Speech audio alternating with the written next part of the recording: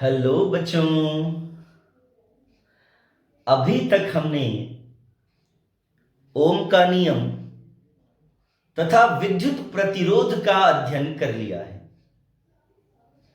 आज के इस लेक्चर में हम पढ़ेंगे डिपेंडेंस ऑफ इलेक्ट्रिकल रेजिस्टेंस, प्रतिरोध की निर्भरता। देखो, ये बात मैं आपको पिछले टॉपिक में भी बता चुका हूं कि किसी भी कंडक्टर का जो इलेक्ट्रिकल रेजिस्टेंस होता है वो 4 फैक्टर्स पे डिपेंड करता है।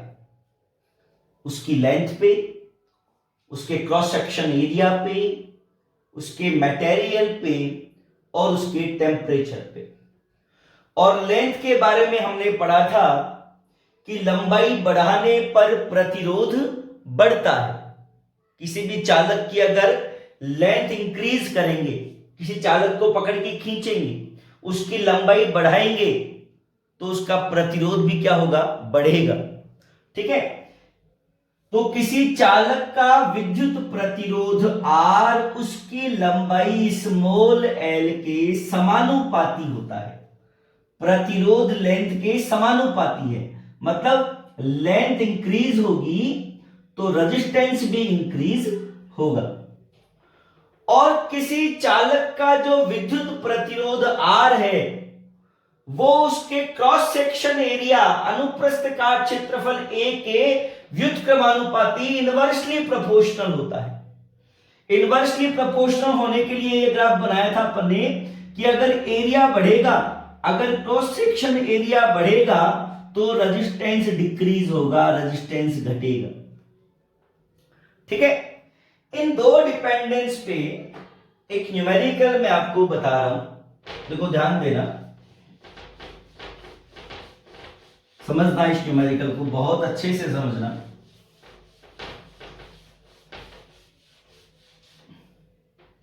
देखो क्या बोल रहा है ये न्यूमेरिकल।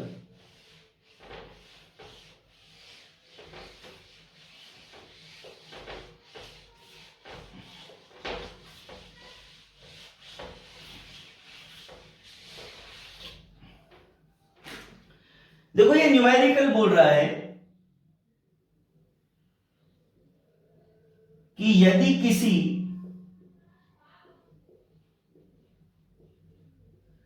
चालक तार को, इसके अंदर दो क्वेश्चन है। पहला क्वेश्चन है उसकी लंबाई के लंबवत, और दूसरा क्वेश्चन है उसकी लंबाई के अनुदिश।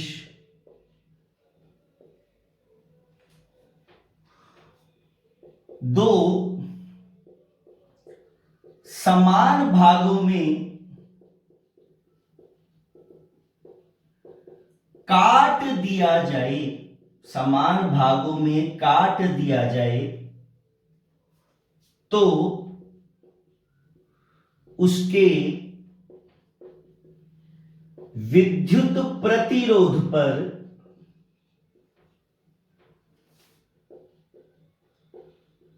क्या प्रभाव पड़ेगा। ठीक है। एक चालक हमारे पास है, एक चालक तार है, उसको काटना है। जैसे ये चालक तार है, उसको काटना है। एक बार इसकी लंबाई के लंबवत काटना है और एक बार इसकी लंबाई के अनुदिश काटना है। तो दोनों बार काटने पर उसका प्रतिरोध किस प्रकार बदलेगा, बढ़ेगा, घटेगा, क्या होगा प्रतिरोध के साथ, वो हमको इस क्वेश्चन में बताना है। देखो बेटा, ध्यान देना। प्रारंभ में सिचुएशन मान लो कुछ ऐसी है कि शुरुआत में जब चालक तार हमारे पास था तो ये वो चालक तार था। ये तार जिस पदार्थ का बना था उस पदार्थ की प्रतिरोधकता, है ना, प्रतिरोधकता या विशिष्ट प्रतिरोध कितना था, रो। इस तार की लेंथ थी कितनी, L, और इस तार का क्रॉस सेक्शन एरिया कितना था A, अनुप्रस्थ काट क्षेत्रफल कितना था A। तो चालक तार का प्रारंभिक प्रतिरोध कितना होगा? प्रारंभिक प्रतिरोध, शुरुआत में इस तार का प्रतिरोध, देखो यह आया था अपना formula R is equal to rho L upon A. विशिष्ट प्रतिरोध में आया था ना कि प्रतिरोध लंबाई के समानुपाती, अनुप्रस्थ काट क्षेत्रफल के व्युत्क्रमानुपाती, फिर समानुपाती नियतांक रो आता है, जिसे पदार्थ का विशिष्ट प्रतिरोध या प्रतिरोधकता कहते हैं। तो शुरुआत में लेंथ L है, क्रॉस सेक्शन एरिया A है, और ये तार जिस पदार्थ का बना है उसकी प्रतिरोधकता रो है। तो इस तार का प्रारंभिक प्रतिरोध R बराबर रो L अपॉन ए। अब लेते हैं पहला क्वेश्चन। इस तार को इसकी लंबाई के लंबवत दो भागों में काट दिया जाए। देखो ये लंबाई है, लंबाई जैसे ये तार की लंबाई, लंबाई के लंबवत मैंने दो भाग कर दिए। तो देखो तार इस तरह का हो गया, ये तार इस तरह का हो गया, लंबाई के लंबवत दो, बीच में से एकदम दो भाग कर दिए।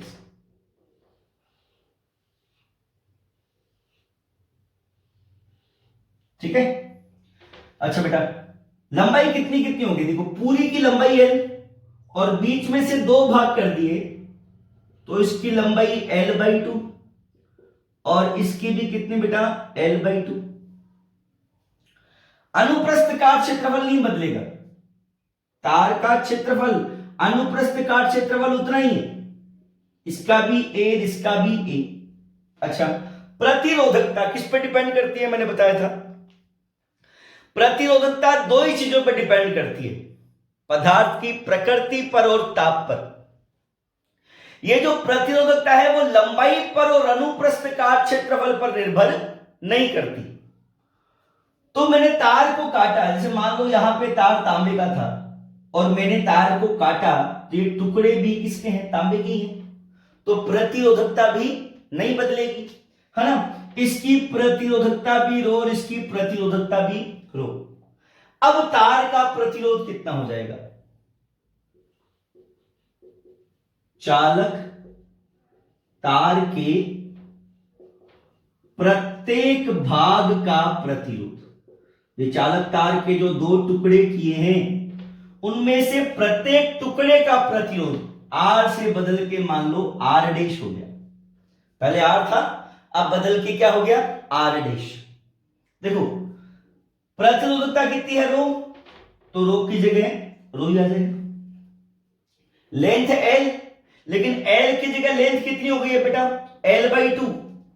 तो L के प्लेस पे मैं L/2 लिख दूंगा, L/2। और A अनुप्रस्थ काट क्षेत्रफल यहां भी कितना है? A, तो A की जगह A।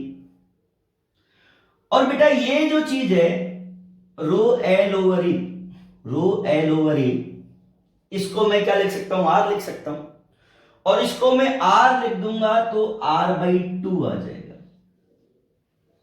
R/2। मतलब लंबाई के लंबवत जब दो बराबर भाग करोगे तो पहले जो प्रतिरोध था ना, बाद में प्रतिरोध पहले वाले प्रतिरोध का आधा हो जाएगा, R/2 हो जाएगा। ठीक है। अब इसका सेकंड स्थापन करते हैं। देखो बहुत अच्छा क्वेश्चन है, बहुत ही अच्छा क्वेश्चन। अब देखना बेटा,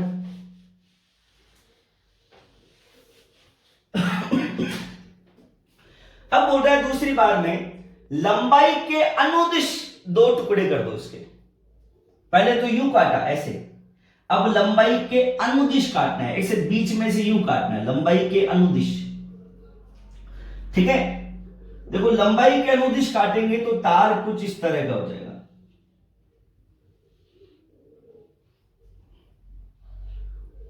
ये लंबाई के अनुदिश एकदम बीच में से दो बराबर भाग कर दी, एकदम बीच में से दो बराबर भाग कर दी। तो देखो लेंथ L की L ही रहेगी, लेंथ इसकी भी L और लेंथ इसकी भी L। लेकिन जो क्रॉस सेक्शन एरिया है ना वो अब बदल रहा है बेटा। पहले क्रॉस सेक्शन एरिया कितना था? A, अब एकदम बीच में से काट देंगे तो क्रॉस सेक्शन एरिया कितना हो जाएगा, a/2 a/2 a/2 a/2। अच्छा, यहां तार तांबे का है तो ये दोनों टुकड़े भी किसके होंगे, तांबे के ही होंगे। मतलब काटने पर पदार्थ बदलता नहीं है, और जब पदार्थ नहीं बदलेगा तो प्रतिरोधकता भी नहीं बदलेगी। यहां भी प्रतिरोधकता रो, यहां भी प्रतिरोधकता कितनी, रो। ठीक है, अब देखो बेटा वापस, चालक तार के प्रत्येक भाग का प्रतिरोध, ये जो दो भाग किए हैं इनमें प्रत्येक भाग का प्रतिरोध, पहले R डैश किया था, अब कर दो R डबल डैश, मान R डबल डैश।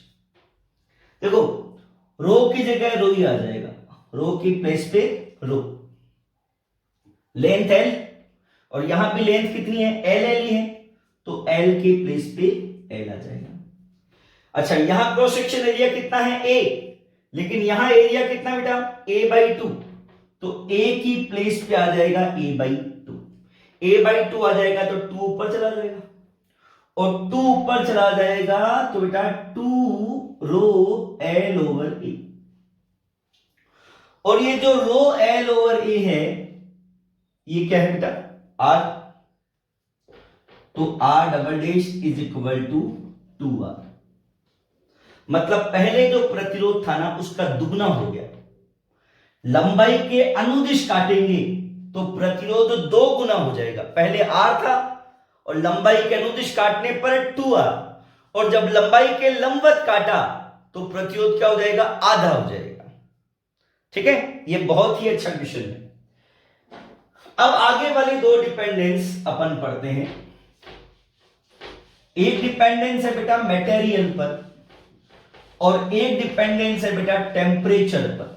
देखो बहुत अच्छे से समझना, ये दोनों चीजें बिल्कुल नई है तुम्हारे लिए। ठीक है, ये ऊपर वाली दो डिपेंडेंस तो अपन पहले भी 2 बार पढ़ चुके हैं कि लंबाई के समानुपाती व अनुप्रस्थ काट क्षेत्रफल के व्युत्क्रमानुपाती होता है। ये 2 बातें तो हमारे पहले भी आ चुकी है, लेकिन ये आगे वाली जो 2 निर्भरता है वो पहली बार अपन पढ़ रहे हैं, पदार्थ की प्रकृति पर व ताप पर। देखो बेटा अपन पढ़ रहे हैं तीसरी डिपेंडेंस, पदार्थ की प्रकृति पर। देखो हमें क्या करना है, 4 वायर लेने हैं, 4 तार लेने हैं। ये पहला तार है, ये है बेटा चांदी का। ठीक है, ये दूसरा तार है, ये है बच्चों सोने का। ठीक है, ये तीसरा वायर है, ये है बच्चों तांबे का, और ये चौथा वायर है, ये है बच्चों एल्यूमिनियम का। हमने 4 अलग अलग वायर ले लिए जिनका पदार्थ अलग अलग है, एक चांदी का, एक सोने का, एक तांबे का, एक एल्यूमिनियम का। इसके बाद में इन चारों की लेंथ L, इसकी भी L, इसकी भी L, इसकी भी L, इसकी भी L, चारों की लेंथ सेम है, चारों का क्रॉस सेक्शन एरिया भी सेम है, इसका भी A, इसका भी A, इसका भी A, इसका भी A। लंबाई समान है, अनुप्रस्थ काट क्षेत्रफल भी समान है, लेकिन फिर भी प्रतिरोध अलग अलग है। क्यों बेटा, लंबाई सबकी L, क्षेत्रफल सबका A, लेकिन प्रतिरोध सबका अलग अलग है। क्यों, क्योंकि सबका पदार्थ क्या है, अलग अलग है। सबसे कम प्रतिरोध किसका आएगा, चांदी का, और सबसे ज्यादा प्रतिरोध किसका आएगा, एल्यूमिनियम का। ठीक है, प्रतिरोध का मतलब मैंने बताया था, प्रतिरोध का मतलब धारा का विरोध, और चांदी का प्रतिरोध सबसे कम है। चांदी वाला जो तार है ना उसका प्रतिरोध सबसे कम है, मतलब चांदी वाला तार धारा का सबसे कम विरोध करेगा, और चांदी वाला तार धारा का सबसे कम विरोध करेगा, मतलब चांदी वाला तार सबसे बढ़िया चालक होगा। और ये जो एल्यूमिनियम वाला तार है इसका प्रतिरोध सबसे ज्यादा होगा, मतलब ये धारा का सबसे ज्यादा विरोध करेगा। तो इन सब में सबसे बेकार चालक कौन सा है? एल्यूमिनियम। ठीक है, तो एक सवाल इसमें से बन जाता है, सर्वोत्तम चालक पदार्थ का नाम लिखिए। सबसे बढ़िया चालक पदार्थ कौन सा होता है? चांदी। क्यों? क्योंकि चांदी का प्रतिरोध सबसे कम होता है। ठीक है, मच्छर तक। इसके बाद आती है चौथी डिपेंडेंस, पदार्थ की प्रकृति पर हो गया। अब अपन पढ़ेंगे ताप पर, टेम्परेचर पर। ताप पर देखो बेटा, ताप पर डिपेंडेंस पढ़ने के लिए हम अलग अलग तरह के पदार्थ लेंगे। जैसे हम लेंगे धातु, हम लेंगे मिश्र धातु, हम लेंगे कुचालक, हम लेंगे अर्धचालक और हम लेंगे अतिचालक।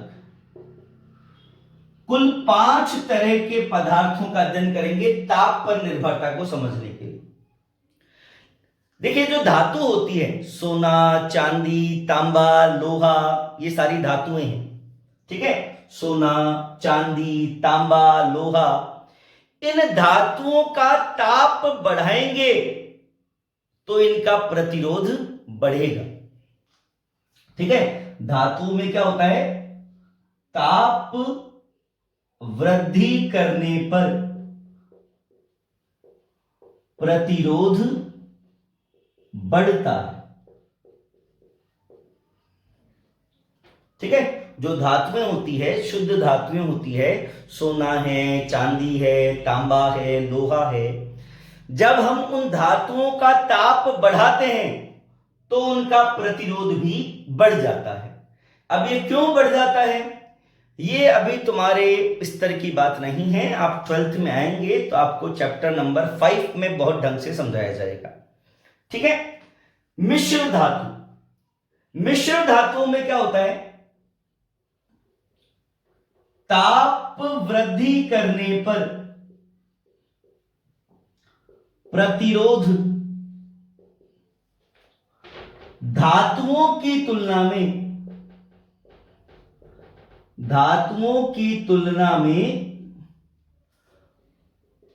बहुत कम बढ़ता है।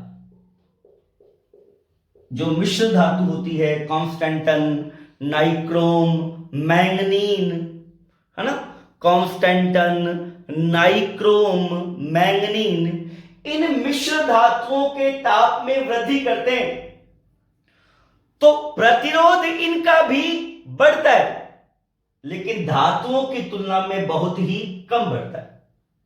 ताप बढ़ाने पर धातुओं का प्रतिरोध ज्यादा बढ़ता है और ताप बढ़ाने पर मिश्र धातुओं का प्रतिरोध बढ़ता है, लेकिन धातुओं की तुलना में बहुत ही कम बढ़ता है। अब बेटा, कुचालक और अर्धचालक। कुचालक जैसे रबड़ है, हीरा है, लकड़ी है ना, ये सारे कुचालक। और अर्धचालक जैसे सिलिकॉन है, जर्मेनियम है, ये आपके अर्धचालक। तो कुचालकों और अर्धचालकों में क्या होता है? ताप वृद्धि करने पर प्रतिरोध घटता है। जो कुचालक और अर्धचालक है, दोनों में ताप बढ़ाओगे तो प्रतिरोध घटेगा। ये जो एग्जांपल में जो बोल रहा हूं वो भी आप साथ साथ जब नोट्स बनाओ ना तो लिखते जाना। अतिचालक, ये देखो एक नया तरह का पदार्थ होता है अतिचालक। अतिचालक क्या है बेटा?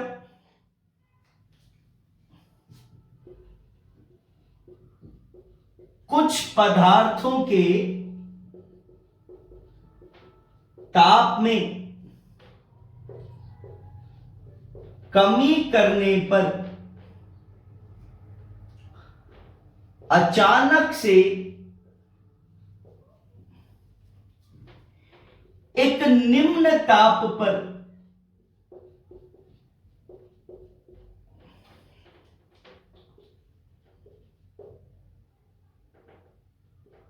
उनका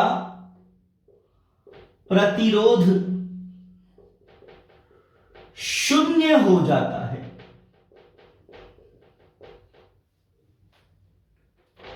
ऐसे पदार्थों को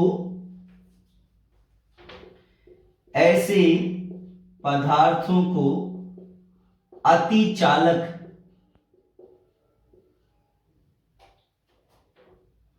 व यह प्रभाव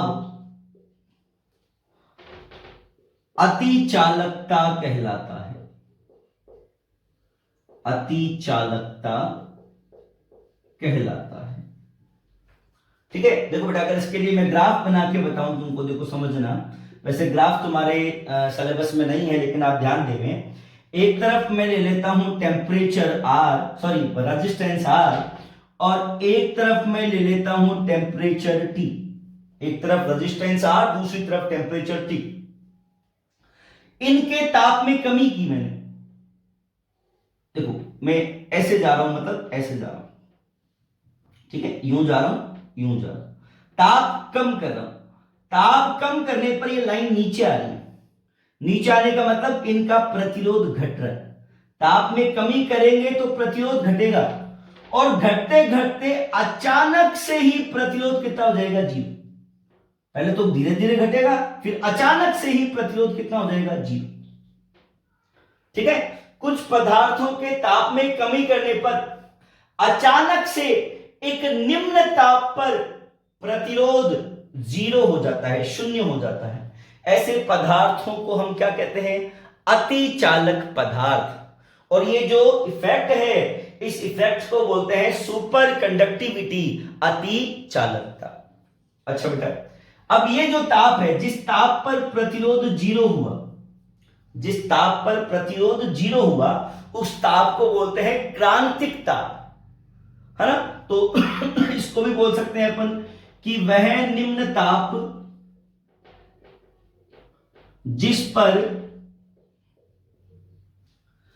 अतिचालक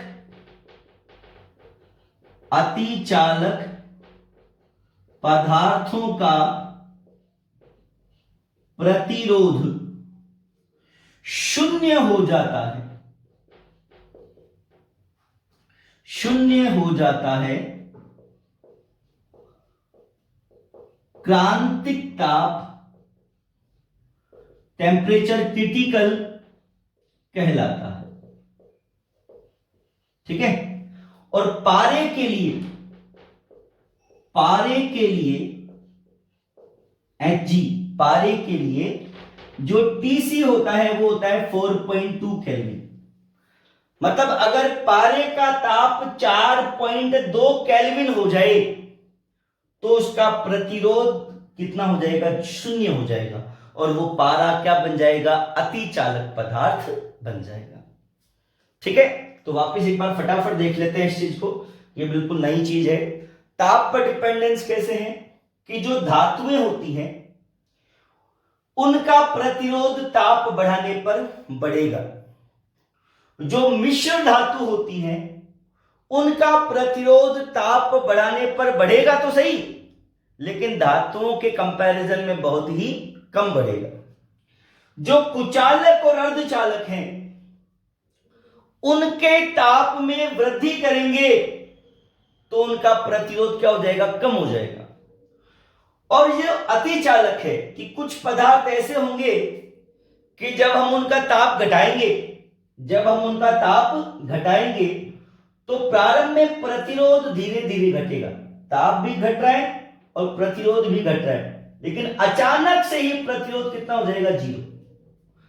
तो प्रतिरोध 0 होना, इसको बोलते हैं सुपर कंडक्टिविटी।